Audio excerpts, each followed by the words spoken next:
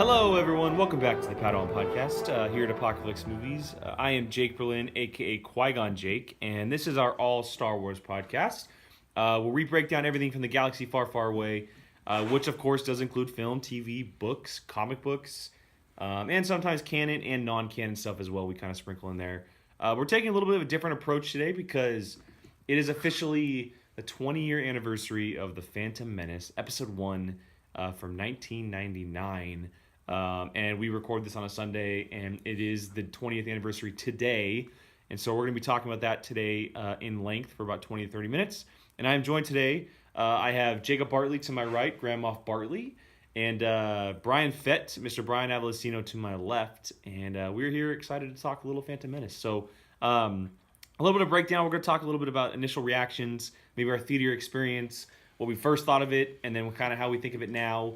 And then dive a little bit into things that we liked and didn't like towards the end. And so the floor is open. Maybe initial reactions, like I said, theater reactions. Because for me, I don't have a theater experience with this movie, and I know of anyway because I was very young. And it's not something that really I remember. I only remember seeing Revenge of the Sith in theaters. Okay. That's the only one I for sure can remember where I was. What? Like and I wouldn't be surprised if I did see it in theaters, but I was only 7 years old at the time, so it was a very, very young age. Yeah, so I did see it in theaters, Nice. and I remember it. So I saw Phantom Menace and Attack of the Clones in theaters, I remember. I don't think I saw Sith in theaters, which is weird. Too dark or something, probably. I don't know. It wasn't that. There's other reasons. Too scary. But, yeah. No. Maybe you hated them so much, like, Mom, I don't want to go back to those. So I loved these movies when I was a kid. So I saw Phantom Menace, like, we lived in, like, the Palm Springs area, but we lived in, like, a smaller city, like, outside of Palm Springs. Coachella. So, no, I'm kidding. It was called Desert Hot Springs. You probably never heard of it. It's, like, a crap town. But there was no movie theater there. So you had to somewhere. drive, like, 20 minutes into the city to go to the theaters. And my dad would take me and my middle brother, because my youngest brother was too young at the time, we would go to watch the Star Wars movies and the Lord of the Rings movies every year. Nice. And they were all coming out at the same time, remember? That's right, yeah. Lord of the Rings was 01, 02, 03. Yeah. So it was like, I just remember that drive. I could picture it in my head. And the Phantom Menace, like, I remember watching it in theaters, and I just, like, the thing I can actually remember seeing in the theater is the Duel of the Fates at the end of the movie. And that whole sequence is like top 5 scenes in Star Wars. Music, choreography, and the thing is, it's so hard because Phantom Menace always has a special place in my heart because I was a kid. And, you know, it kind of defined that era of Star Wars in a way with the lightsabers and the special effects and the music and the way they fought. You know, the choreographed lightsaber duels, more fast-paced than in the old trilogy. And the thing is, if you realize, they don't say the word Sith in the original trilogy, not once. So George Lucas... It was set up in this. I don't know if he had already, like, he knew that that's what it was called, or he came up with it, you know, going into the creation of the prequel trilogy. But, like, a lot of people crap on the prequels, right? But it gave us this mythology of the Sith and all this stuff that we all love today. So I just love this movie so much. The thing is, like, sometimes I want to rank it higher, but then I'm like... You have to really look at it as, like, a film. Freaking Jar Jar, man. Yeah.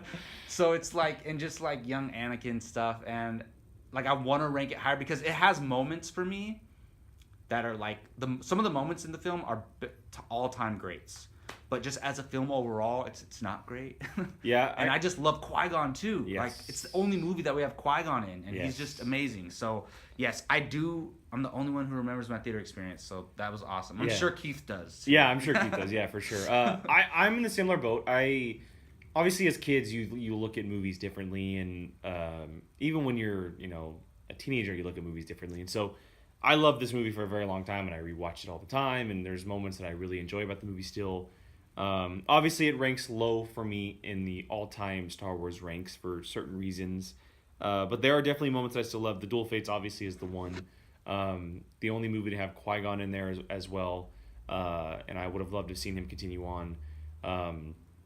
Jacob makes a good point about the Sith, which is a really cool thing because George Lucas kind of expanded on what he was doing in the original trilogy, mythology, and yeah. who knows Darth what. Maul, man, look how big of a character he is. Exactly, Maul. he's huge. 20 years later, I mean, he just died last year, officially, and so. And we're still getting him in the Clone Wars, and like who knows, we might see him in a future project. Exactly. So there's a lot of things to love about this movie, about how expanded and kind of opened up the world of Star Wars. And yes, the prequels aren't, highly regarded like other stuff, but they are very important. And I am bummed that I don't remember my theater experience. If I had one, I'm sure I loved the movie as a kid, and when I first saw it, I probably just googly-eyed all over it.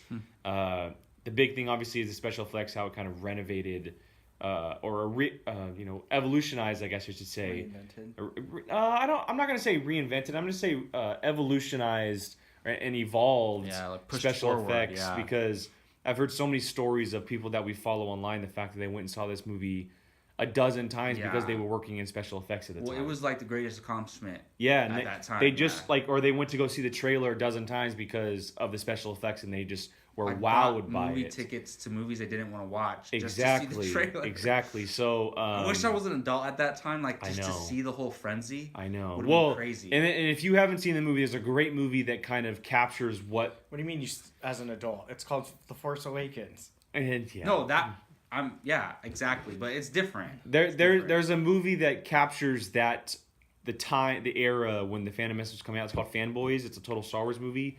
It's based around the release of the Phantom Menace. I need to watch about a group of guys, and so that's a really cool way to look at it. And obviously, you see there's even stuff on YouTube about people watching the movie and stuff like that, or watching the trailer or whatever. So.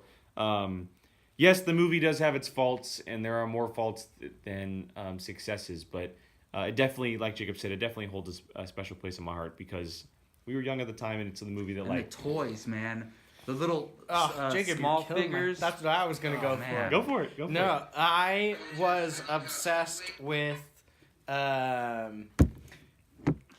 this movie. Absolutely obsessed with it as a kid. I don't remember seeing the movie. I remember being obsessed with it, though. I remember that I had every toy possible. I had every lightsaber possible. I am willing to even admit, I would just watch Duel of Fates over and over again and use my toy lightsaber and try to, choreograph it. I mean, I do that now. Yeah.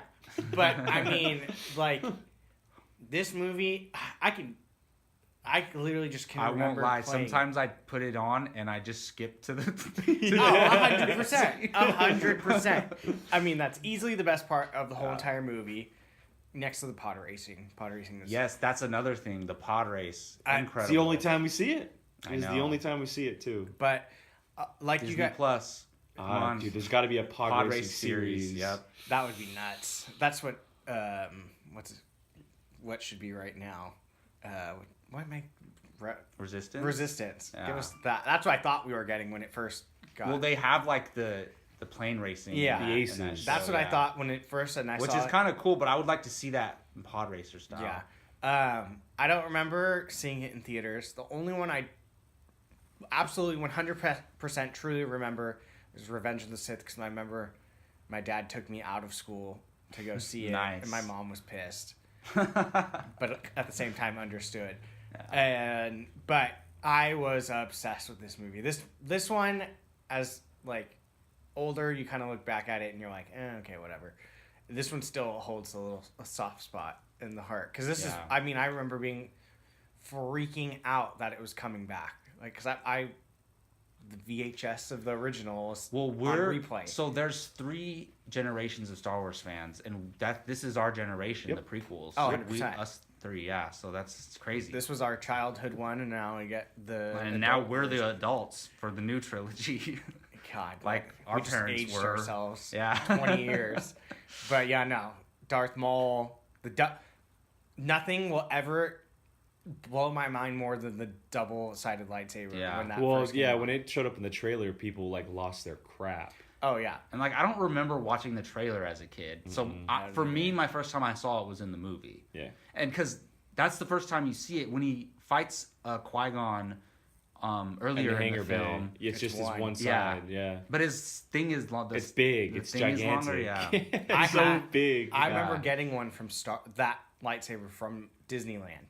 That was like my one big gift when I went to. I think it like the middle twisted off, and then you could have two you red could break ones. it off into two, and I remember me fighting. He could I mean, they never did it in the movies, but his probably could do that. I think it can. How epic would that be if he just did that? Well, doesn't it get cut in half during their fight? It does, but it stops working. Yeah. Yeah. So, but yeah. So, just moving on a little bit. I mean, if there's one thing about this film, like say you're in an argument with someone about, and this person is absolutely just destroying the Phantom Menace, and you had one argument, one thing about the film that you could just throw in his or her face about this movie is great because of this reason. Dual fades.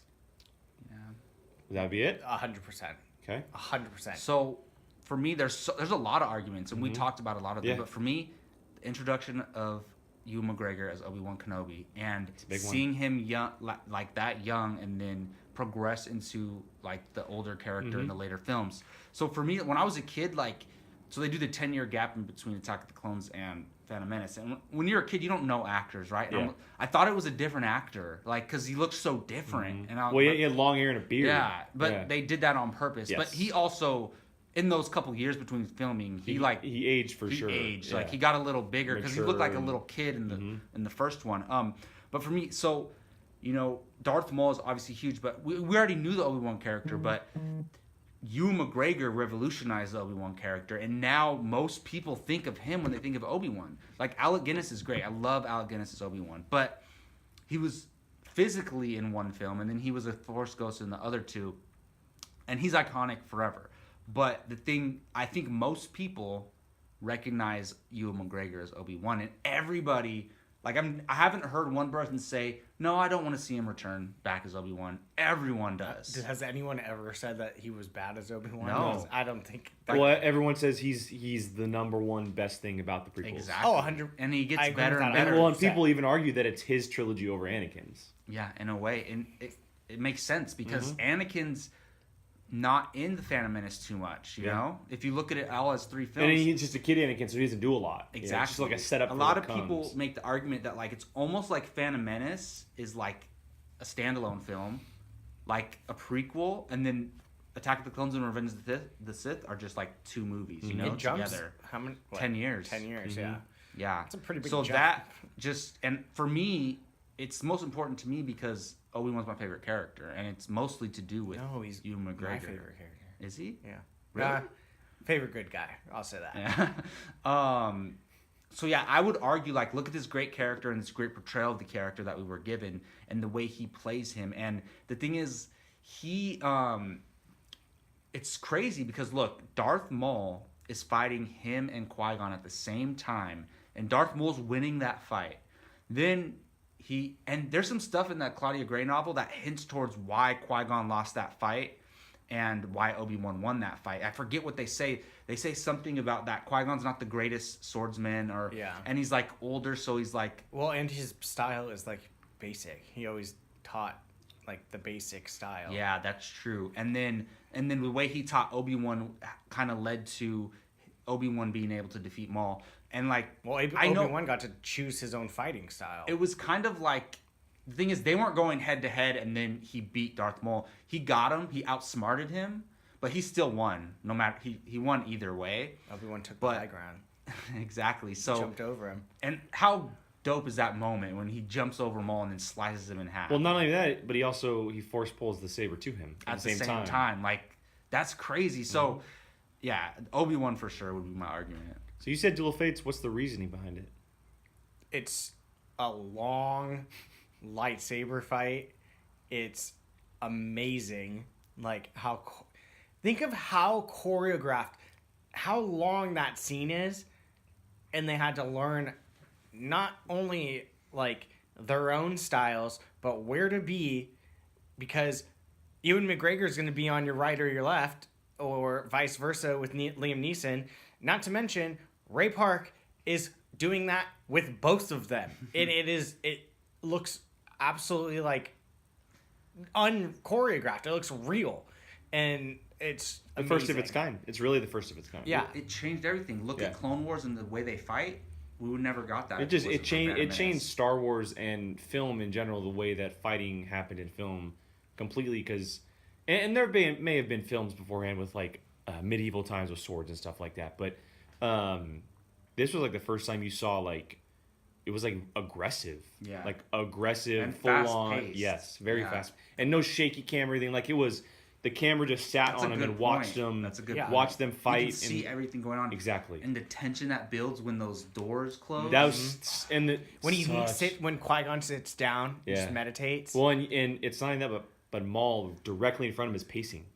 You could tell the difference between the two sides of the Sith and He's the Jedi. tapping the- He's just pacing, waiting, and Qui-Gon's just on his knees there, sitting with his eyes Well, closed. that's the thing. The difference between Obi-Wan and Qui-Gon. Qui-Gon's meditating. Obi-Wan's jumping up and down. Yeah, like, he's ready. to He's go. hyping himself up. I love that.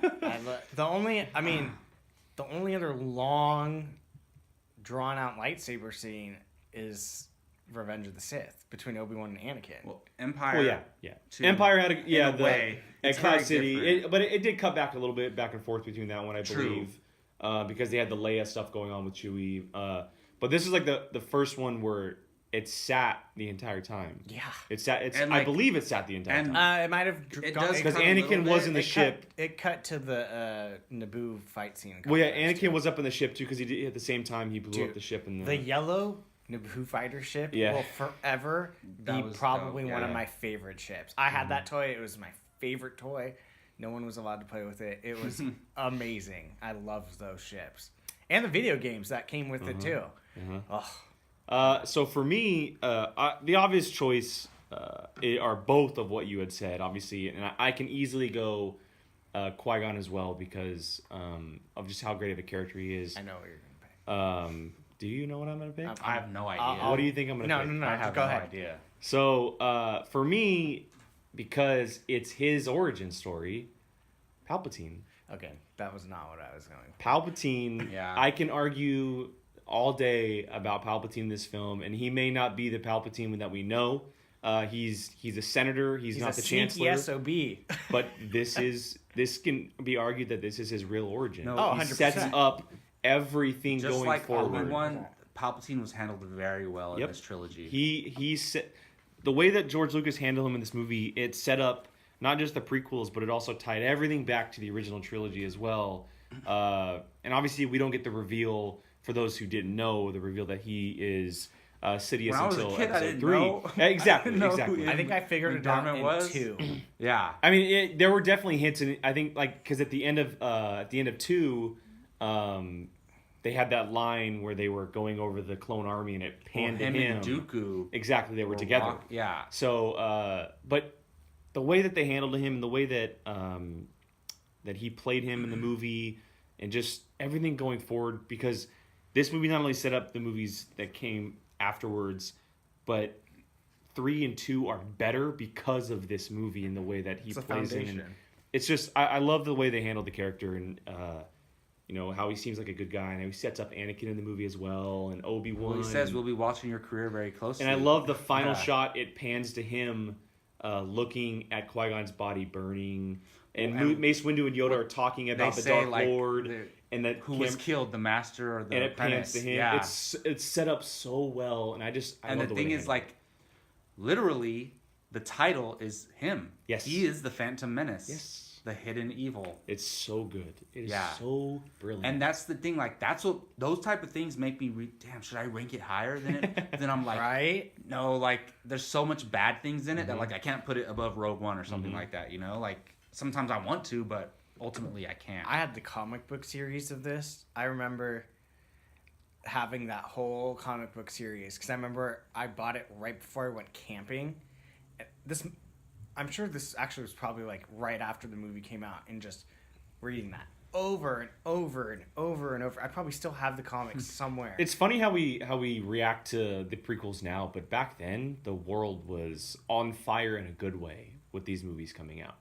And it has the lowest Rotten Tomato score. This one does? This one has the lowest Rotten Tomato score out of all of them. Oh, I would have thought Attack of the Um, Clones. But the world was probably set on fire in the best way possible because Star Wars felt back. People were going out, It was camping out. It everywhere. was toys, comics, like Brian said. Dude, I mean, there was was stuff like everywhere. saving up money to buy more Yeah. toys. I had the little figures. I think they're like 3-inch, and they came with the little chips. Mm. Oh yeah. Yeah. I have a huge keyring of all the like it was Qui-Gon's voice decoder thing that he would use to talk. Oh, I know exactly what Yeah. that. God, those were my toys. Those were the I still coolest. have a few that I bought later, like unboxed. Yeah, I freaking. And you still buy hot toys now, so Yeah. nothing's changed. True.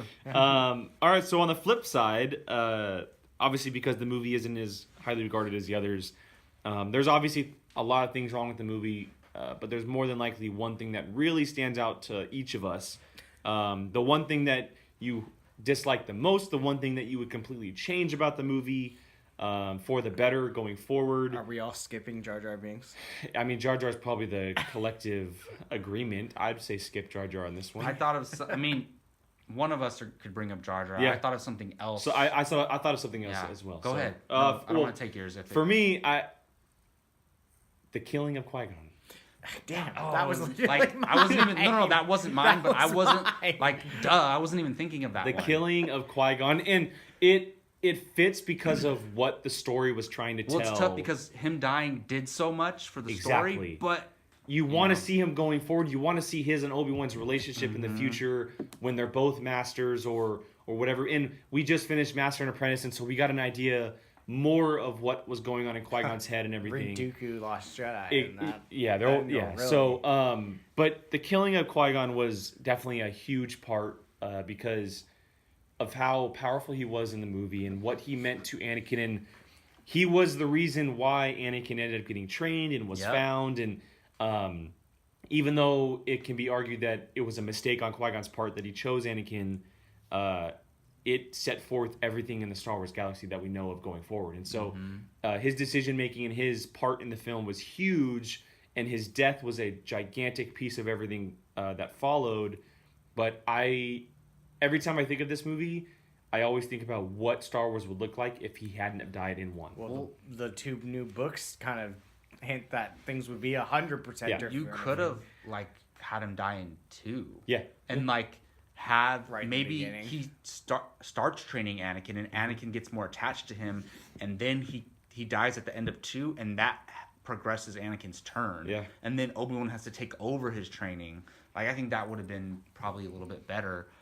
Yeah, I wish, because I love that character so much, and Liam Neeson at the time was perfect for the role. Like he is Qui-Gon Jinn, and even in the audiobook, like the guy sounds just like him, and I would love to see him return at least for some voice work as a Force Ghost or something. Well, he did do the voice work in the Clone Wars or yep. Rebels. No, it was Rebels. Oh, did he? I think it was Rebels. He was in Clone Wars too. There's one. Yes, yeah, I there's know one that it time was in where Clone like Wars. Obi-Wan has a vision or something, and like everyone's still alive, and you see Qui-Gon. Yeah.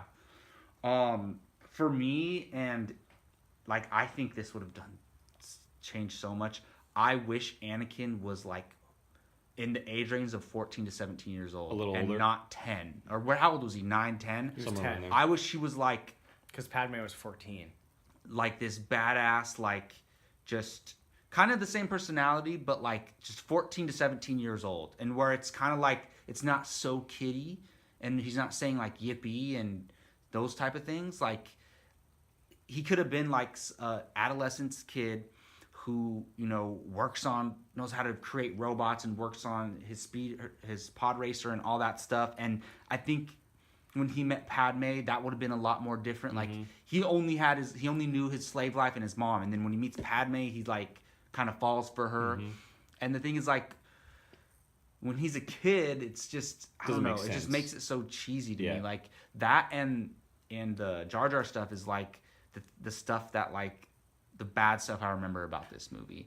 And nothing bad, no qualms against Jake Lloyd. Like he did what he had to do, and he was cast in a Star Wars movie. Yeah. He got to be in a Star Wars movie. That's awesome. And like George Lucas chose that age range. George Lucas wrote the lines. George Lucas directed him. It's not his fault at all. Like if anything, I'm jealous of him. He got to be in a Star Wars movie. But but like it's, and I know what George Lucas was doing. He wanted to have kids be like, oh, that's me in the movie, you know.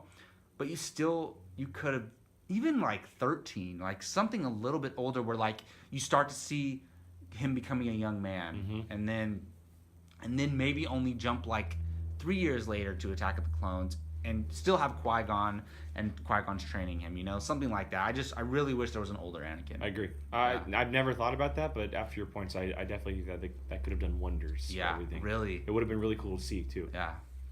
Well, Jake took mine. That was. I didn't take yours. I just said it first. Yeah, and then the obvious Jar Jar. So I mean, I'm gonna go off at the time, but I'm gonna play devil's advocate to you and say the death of Darth Maul and him not being used. That's a good one. More. It's a good one. Because he was barely in this movie. Mm-hmm. He was in Duel Fates. He was when they took Anakin off Tatooine. Mm-hmm. He has less than 10 Is that minutes of it? screen time for sure. I think it's just those two. He played it. He was in a couple scenes with like the hood on, and he was in a couple on the hologram back like scenes. but other than that, like Oh no, yeah. Those were the only two big scenes, and I think that George Lucas, unlike the original trilogy, this is the one, or maybe not the one, but one of the few times where thinking of a trilogy hurts you, because he had a grand plan, and his grand plan was to tell all these stories of all these characters. He wanted Maul, he wanted Dooku, then he wanted Sidious, he wanted Qui-Gon, then he wanted Obi-Wan, then he wanted Anakin. They're all separated into movies rather than keeping the characters around. Yeah. Because he was relying too much on the original trilogy. The whole Qui-Gon thing with Obi-Wan is because Qui-Gon wasn't around. He's like, okay, I have to get rid of Qui-Gon, and then it's got to be Obi-Wan's story. And then, we know about Sidious. I have to get rid of Maul because it's Sidious's story. Mm-hmm. And so I easily think that Maul could have easily played a part in 2 or in some Instead other of capacity. Dooku. that's It could've literally just what I been- was. That's where I was. It gonna could have been eventually really go. cool, because obviously Sidious is the one pulling the strings behind Dooku's axe on Geonosis. Why couldn't it have been Maul playing that guy instead? And so it's an argument that we'll have forever. It could have been really cool to keep him around, and they could have done the same exact thing they did, just not cut him in half and then bring him back in another way. Yeah. Like bring him back in 3 or something instead of 2 or whatever it is. They didn't have to cut. He could him have in like half. stabbed him like in a place where it wouldn't, And then kill him, fallen and down then the shaft. kick him down. Exactly. And there then could have been we something. find else out that later happened. he like hung on and survived somehow. Yeah. Because I remember seeing Rogue One, and I was sitting next to one of our buddies, and he turned to me and goes, "Is that Maul?" And it was 10 years after he died, or 15 years after he died, and people didn't know that he lived on through the Clone Wars, Oh, and Solo. through I mean, Rebels, Solo. or Solo. Yeah, Sorry, yeah. not Rogue I One. was like, Solo. was he in Rogue Sorry, One? Did I Solo. miss that? My bad. And so people didn't know that he had lived Yeah. on. They only saw People him in who that didn't movie. That watch was the it. Clone Wars. Yeah. So. Yeah, Iffy. you pretty much said it all. Sorry. All right. That's it. No, those are some good ones. Yeah, so I mean, thinking back, now that the movie is 20 years old now, and we'll talk about it when it's 25 and 30 and 35 or whatever, but how do we feel about it now? Like, or maybe where does it rank on our I list? think people of appreciate it movies? more now. The prequels overall, but Yeah. there was this period of hate, Mm-hmm. and then I think it was sometime after The Force Awakens, people started to like be more apologetic towards the prequels. Man, see, every time I do a Star Wars rankings, I'm like, I want to put it higher, but it's definitely on the lower end for me. Yeah, it's not the worst. I still have Attack of the Clones as the worst, but it's up there. It's down there. I mean, So yeah, I flip back and forth. It depends on what I watch and how I feel about certain characters and moments. It flips between Attack of the Clones and the Phantom Menace, and they're both at the bottom. I think that Attack of the Clones typically takes the bottom spot because of the love stuff that happens. I think I like the stuff with Qui-Gon and Maul much more than some of the things in Attack of the Clones to not put it on the bottom. So what's crazy to me, and I really believe this now. So I have my bottom 3 so I have Attack of the Clones last, and then the next bottom 2 are Phantom Menace and Last Jedi. Really? I think I wouldn't, like, sometimes I'm like, I might put Phantom Menace above Last Jedi, to be honest. Really? Yeah.